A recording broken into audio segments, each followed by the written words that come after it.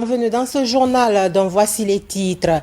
Zéro palu et je m'engage, c'est sous ce thème qu'a été célébré hier 25 avril la journée mondiale du paludisme. L'appel lancé à cette occasion par le ministre de la Santé, c'est dans ce journal. Et puis, bientôt l'ouverture des centres de dépistage du Covid-19 à travers tout le pays. L'Agence française de développement et la Fondation Melieu offrent des consommables de laboratoire à cet effet. Enfin, Adjakade Diawara rejoint sa dernière demeure ce dimanche matin. Un hommage très sobre a été rendu à celle qu'on appelait affectueusement l'archange du Mandinga. C'est tout pour les titres. Encore une fois, bonsoir. Merci de nous rejoindre dans cette grande édition. Covid-19 et travail à distance, les nouvelles technologies mises à profit pour limiter la propagation.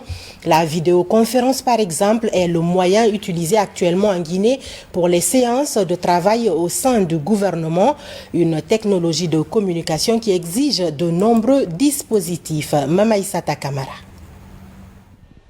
Des caméras, des écrans, des ordinateurs de table, des micros, ce sont entre autres quelques outils qui composent le dispositif de la vidéoconférence Huawei. Ce dispositif de communication est une confirmation du niveau d'avancement actuel du backbone national. L'entreprise Huawei Technologies Guinée, c'est une entreprise qui est actuellement en charge du déploiement du backbone national de la République de Guinée.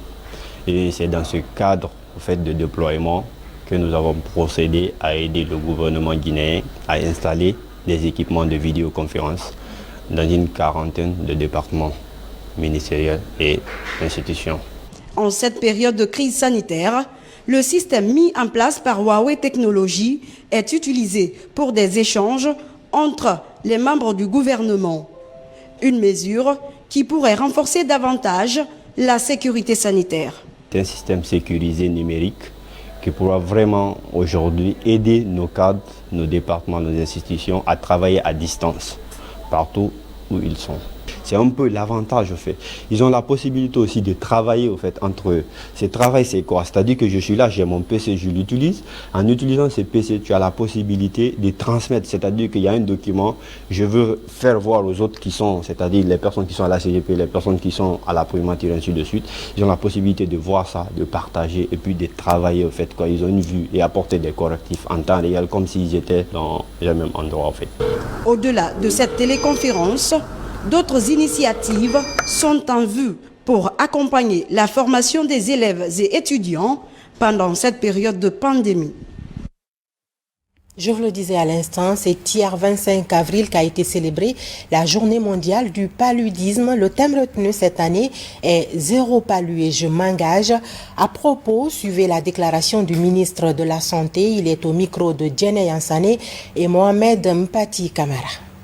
Mesdames et messieurs, comme vous le savez, l'humanité célèbre cette année la journée mondiale de lutte contre le paludisme dans le contexte de la pandémie au Covid-19 sous le thème « Zéro palu, je m'engage ». Cette pandémie perturbe le système de santé mondiaux et risque de compromettre les nombreux acquis enregistrés malgré les difficultés dans la lutte contre la maladie de manière générale et spécifiquement dans la lutte contre le paludisme. Chaque jour qui passe est marqué par la mort de milliers d'enfants dans le monde par suite de paludisme et notre pays n'en fait pas exception. Toutefois, nous pouvons rassurer qu'en mutualisant nos efforts, avec l'appui de tous les acteurs, nous pouvons atteindre nos objectifs. Mesdames et messieurs, le paludisme demeure encore un problème de santé publique, malgré les efforts du gouvernement soutenus par les partenaires techniques et financiers. En effet, cette maladie est la première cause de consultation primaire, curative et de décès dans nos structures sanitaires, surtout chez les femmes enceintes et les enfants de moins de 5 ans. Le gouvernement guinéen l'a inscrit parmi les priorités nationales et ne ménagera aucun effort pour le déploiement de toutes les ressources nécessaires en vue d'atteindre les objectifs fixés. Pour parler de la question, je reçois ce soir Dr Eugène Kamon-Lama. Il est le coordonnateur national du programme national de lutte contre le paludisme. Bonsoir docteur. Bonsoir Madame Ankali. Alors, malgré tous les efforts, tous les gros financements en ce qui concerne le paludisme, il reste toujours la première cause de mortalité en Guinée. À quel niveau se situe le dysfonctionnement? Bon, parlant de dysfonctionnement, j'aurais voulu d'abord vous remercier de nous donner cette opportunité de s'adresser à la nation guinéenne. Et il n'y a pas de dysfonctionnement, justement. Il y a des défis au regard de tout ce qui est de l'engagement à tous les niveaux, au niveau politique. Je voudrais vous dire qu'en Guinée, le paludisme est connu comme tous les autres pays, comme la première affection parasitaire du monde. Et pour cela, l'État a mis en place un programme national, financé, équipé, avec tout le personnel, ce qui a donné justement la confiance aux partenaires internationaux de faire du paludisme un programme d'appui pour les interventions de lutte en Guinée. C'est ce qui fait aujourd'hui, malgré tout ce que nous disons, cette prévalence diminue au regard des intrants apportés, des apports d'eau, au regard de tout le processus qui est mis en place, on peut vous les citer, et surtout de l'engagement décliné jusqu'au niveau communautaire aujourd'hui, qui nous fait dire que le paludisme, c'est une activité communautaire de lutte, donc de cette parasitologie. Le temps de suivre ce reportage de nos confrères de France 24 et je reviens à vous docteur. Il existe un traitement alternatif contre le paludisme. Il s'est révélé au monde depuis la guerre de Vietnam et son efficacité est prouvée par certains chercheurs africains. Mais l'OMS et les grandes firmes ne semblent pas pressés à encourager le recours à l'artémisia. Nos confrères de France 24 ont consacré 39 minutes de reportage sur le sujet. Suivez ces quelques séquences.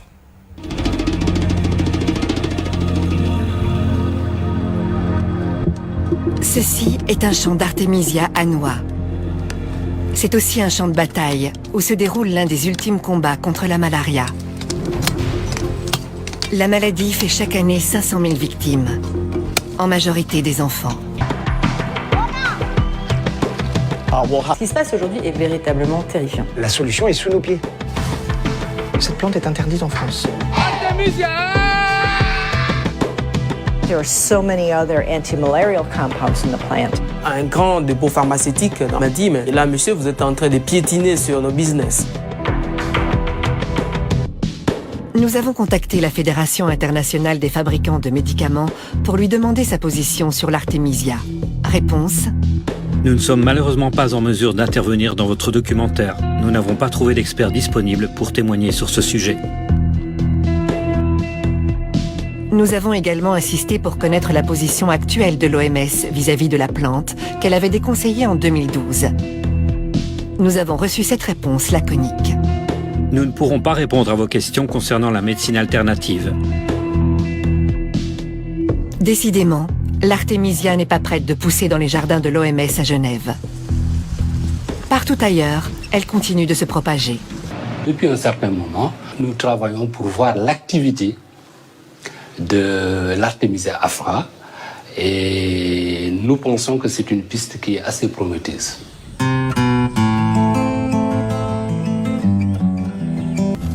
L'Afrique a besoin des insoumis, les insoumis de la recherche. Ce qui me passionne dans tout ça, c'est de ne pas voir mes frères africains décédés de pathologies qui peuvent trouver des solutions, que d'attendre toujours que les médicaments soient fabriqués en Europe et que les médicaments viennent de l'Inde. Nous pouvons nous-mêmes, ici sur place, trouver des solutions, guérir nos frères avec des plantes qui peuvent être cultivées sur place. Si la tisane d'artémisia s'avère être l'ultime remède contre la malaria, on se demandera sans doute pourquoi tout ce temps perdu, toutes ces victimes, tout ce business.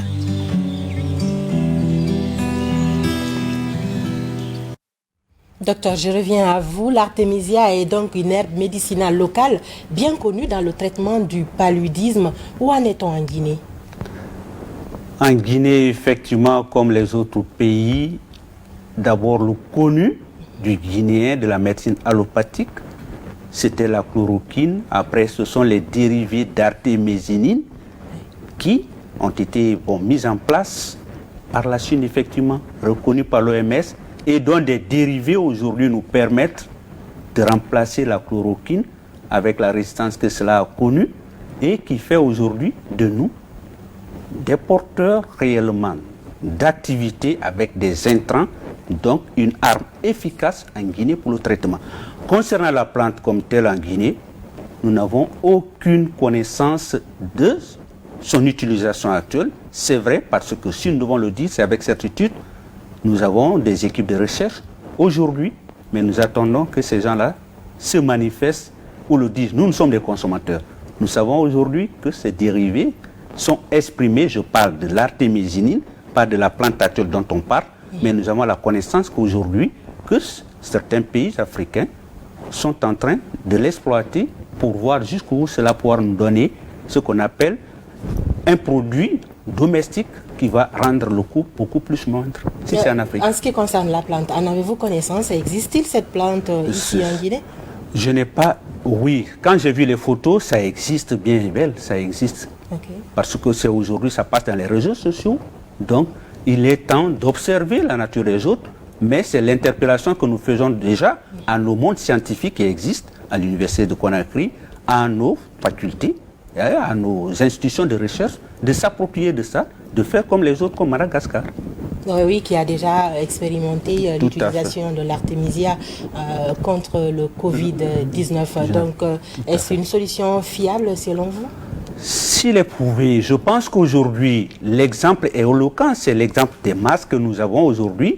Écoute, on ne peut pas attendre tout à fait l'Occident qui nous importe déjà où l'accessibilité est difficile et où le coût manque. Mais ces gens-là ont produit à partir de leur innovation. Qu'est-ce que nous attendons? Et d'ailleurs, nous le savons aujourd'hui qu'on n'a pas entendu.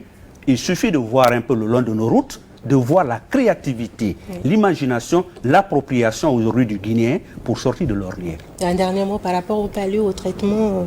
Tout à fait, le palu aujourd'hui, je voudrais quand même, nous sommes dans la joie parce que nous fêtons, la semaine continue depuis hier, de nous dire que le 25 avril a été la grande journée de lutte contre le paludisme dans le monde. Et en Guinée, nous voudrons dire qu'avec la volonté politique des partenaires aussi et de la population, nous avons la confiance de tout que nous pouvons éradiquer le palu. La preuve en est que si le nerf de la guerre de toutes choses, ce sont les ressources humaines, on en a, mais aussi ce sont les ressources matérielles financières.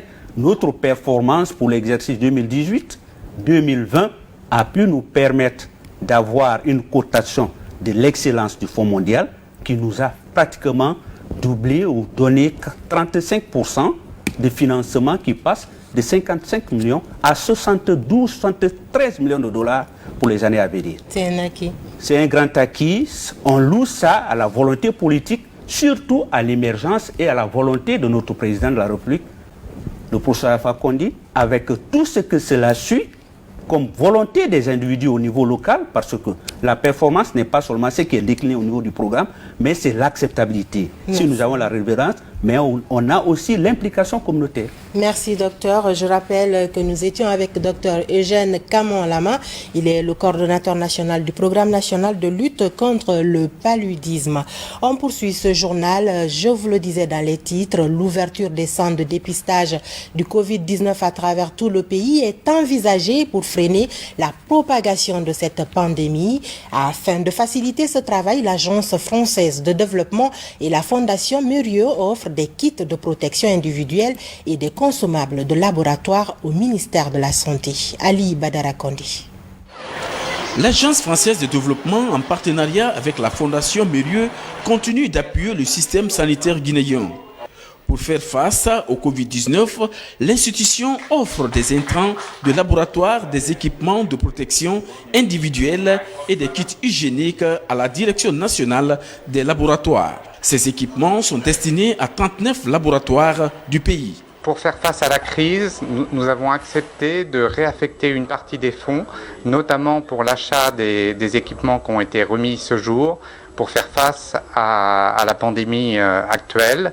Et un financement complémentaire va être accordé pour que le projet puisse être pérennisé. Le projet Labogui qui pilote cette activité intervient dans 39 laboratoires à travers le pays, répartis entre les centres médicaux communaux, les hôpitaux préfectoraux et les hôpitaux régionaux.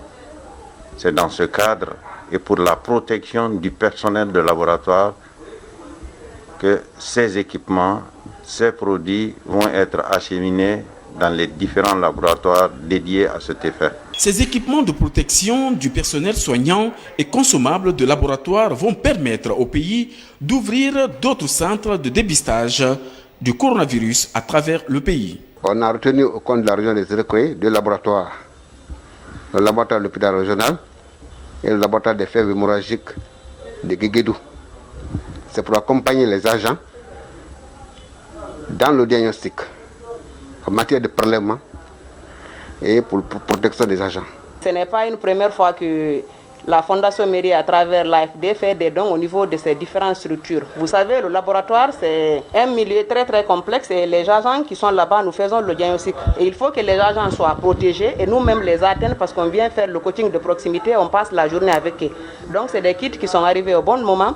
En plus de ces équipements, l'Agence française de développement, en collaboration avec la Fondation Mérieux, compte assister davantage la Guinée en cette période du Covid-19. Objectif, aider le pays à vite freiner la propagation de la pandémie du coronavirus. Geste cette fois du chef de l'État. Il vient de faire un don aux personnes contacts de la maladie à coronavirus en Guinée. Elles sont au nombre de 1260 et vont recevoir des sacs de riz en guise de soutien pendant cette période difficile. Mamadi Ternaka Misoko. C'est une vaste opération de distribution de riz qui va toucher des proches des personnes malades du Covid-19. À travers l'Agence nationale de sécurité sanitaire, 1260 contacts suivis à travers la capitale vont bénéficier de l'assistance du chef de l'État. À Matoto, point de départ de la campagne, 273 personnes identifiées et reconnues par les services sanitaires reçoivent leur sac de riz. Ceux qui sont aujourd'hui actifs au niveau de la ville de Conakry, ça fait 1260 contacts. Alors, comme vous le savez aussi bien que moi, la notion de contact se fait d'une manière dynamique. Aujourd'hui, s'il y a un nouveau cas, le nouveau cas détecté, derrière lui, on aura des contacts. J'interpelle tous les Guinéens, surtout la population de Conakry, d'accepter le suivi des contacts. À ce jour, plus de 4000 personnes sont sorties du suivi des contacts.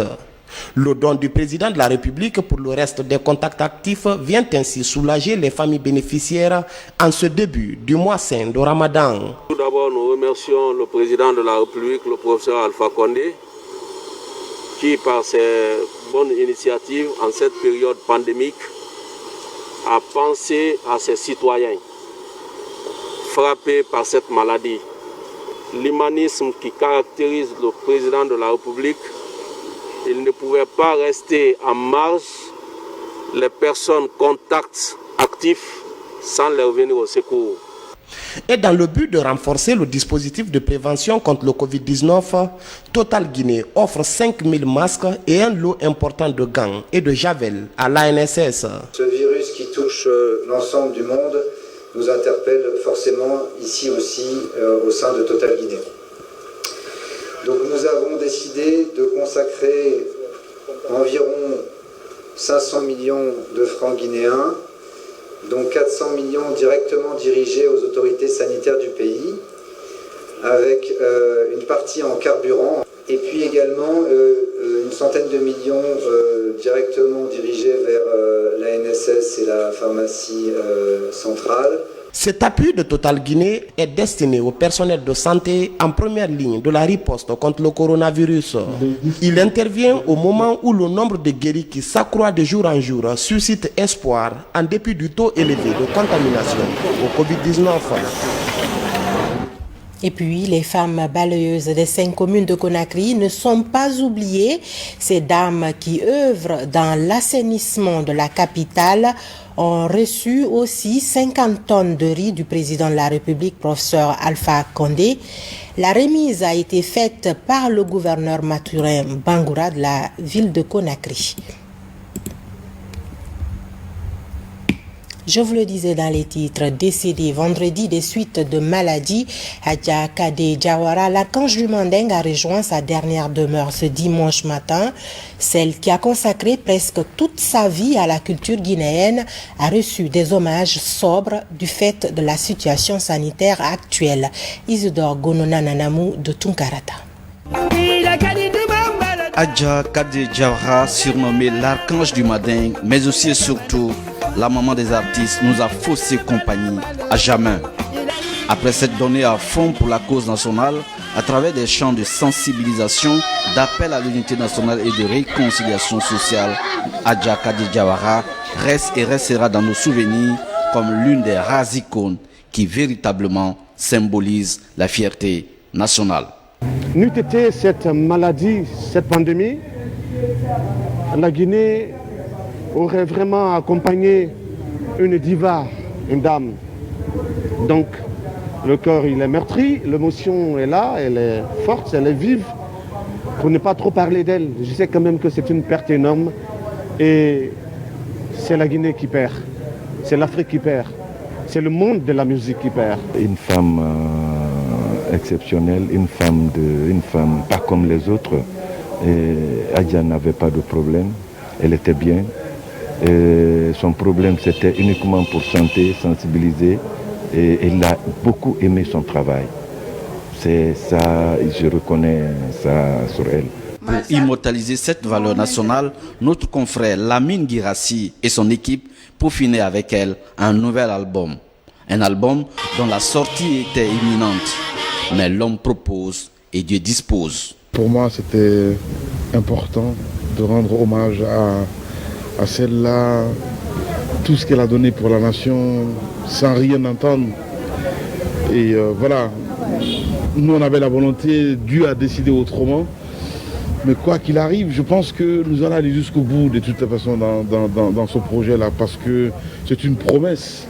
Quand on promet, je pense qu'il faut aller jusqu'au bout. L'album est fini, le premier clip déjà fini, on était sur le deuxième, entre autres.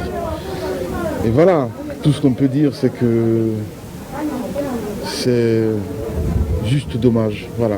Affligé par la perte de Adja Kadé Diawara, le chef de l'État, professeur Alpha Condé, a donné des instructions fermes au département de la culture. Kadé Diawara fait partie des personnes qui doivent bénéficier des funérailles nationales. Et cela a été envisagé, mais Dieu en a jugé autrement. Le président de la République, le professeur Alpha Condé, en a fait son problème personnel.